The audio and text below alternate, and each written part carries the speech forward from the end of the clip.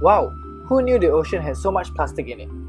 It's true, an average of 8 million tons of plastic waste flows into the ocean every year, and the worst part is, most of the plastic waste can't even be seen as it is too microscopic.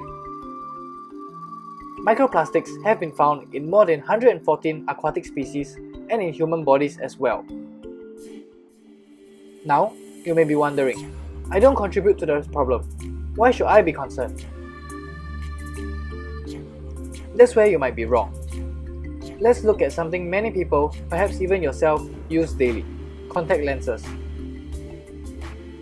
You may ask yourself, how can a small piece of plastic be a problem? Well, the main reason why the plastic from contact lenses end up in the ocean is due to improper disposal. When we flush it down the toilet or wash it down our sinks, they make their way into the ocean. Along the way, they are broken down into microplastic, which cannot be removed by a water treatment plant. Let us find out more about the impact of our usage of contact lenses on the ocean. To do so, we need to travel back in time.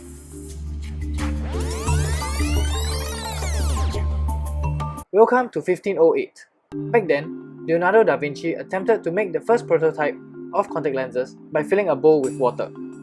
Many other interesting developments were made over the years. Fast forward to 1887. The first glass lenses were made, and scleral lenses were first created in 1937.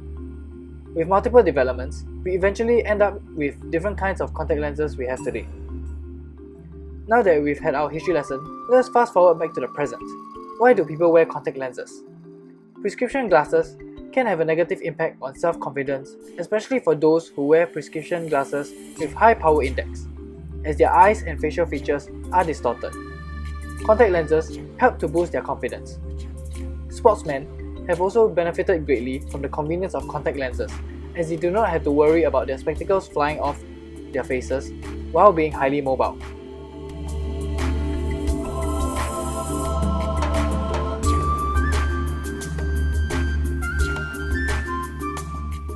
Wow, look at all these benefits. Isn't it a little too good to be true? Well, your suspicions are right. The fact is that many of these research about the benefits of contact lenses are funded by companies with huge market share and market power. For example, Johnson & Johnson holds more than 40% of the contact lenses market. Thus, they are incentivized to produce results that are favorable to their business. This is evident when a study done by the American Journal of Public Health showed that out of 36 research articles analyzed, more than half produced skewed results. The benefits of contact lenses have led to the widespread use of it.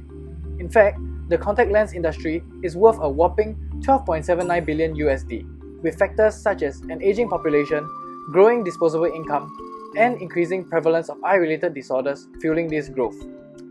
It is important that we consider the sources of research information and evaluate any possible biases present.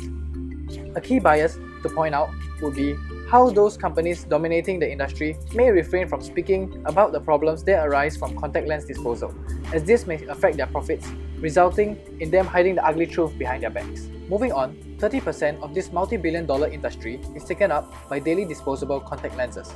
Every day, millions of contact lenses and blister packaging get disposed of. And how are these lenses and packaging disposed of?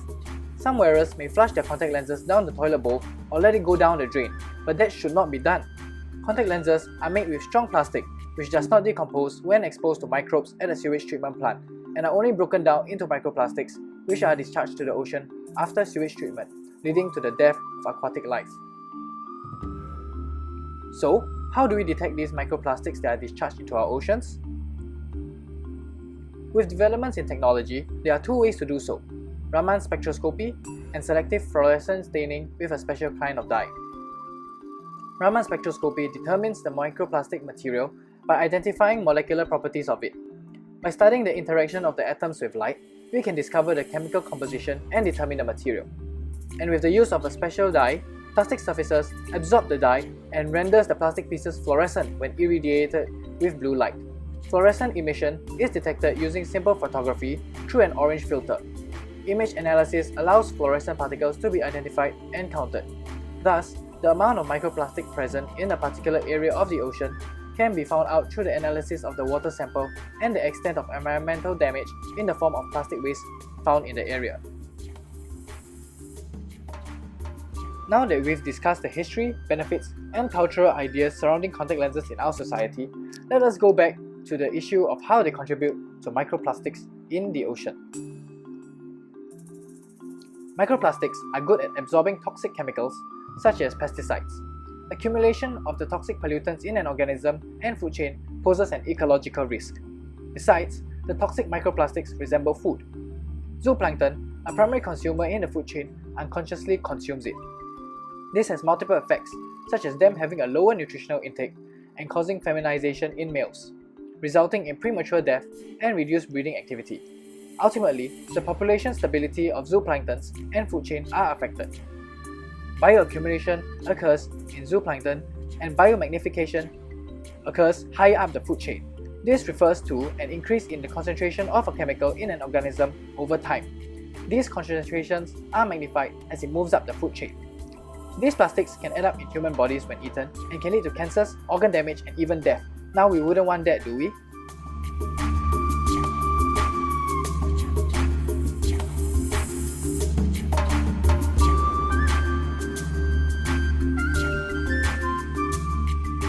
Now that you know the severity of this issue and the importance of dealing with it, what can you do on your part? You can practice the proper disposal of contact lenses into bins and knock down the sink, drain, or toilet bowls, and definitely do not throw your lenses directly into the ocean too. You could even switch to bi-weekly or monthly contact lenses to reduce your waste output. Lastly, there are companies like Two of a Kind in Singapore that run recycling campaigns for contact lenses and blister packaging, which make it easy and convenient for you to be part of the recycling efforts. Here are 3 simple ways you can play a part in reducing the pollution caused by contact lenses. Do not belittle your role as consumers. If we all do our part, our collective efforts to reduce effects of pollution for an object like contact lenses that are used so frequently and in large quantities can have a large effect on our oceans and on the environment. This will make our Earth so much happier. We hope that you gain a better understanding of contact lenses and their environmental impacts after watching our video. And remember, your small actions can go a long way in the efforts of preserving the health of our oceans and environment. Thank you. Here is our list of references. We thank them for their expert knowledge which paved the way for our video.